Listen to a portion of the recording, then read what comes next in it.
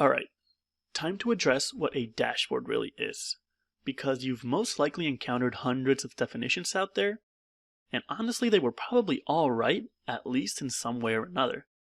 But let's see if we can provide a single definition. So, according to dictionary.com, a dashboard is a user interface that gives a current summary, usually in graphic, easy-to-read form, of key information relating to progress and performance of a business.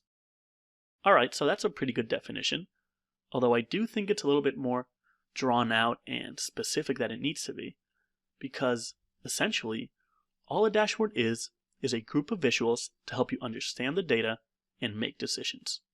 That's it.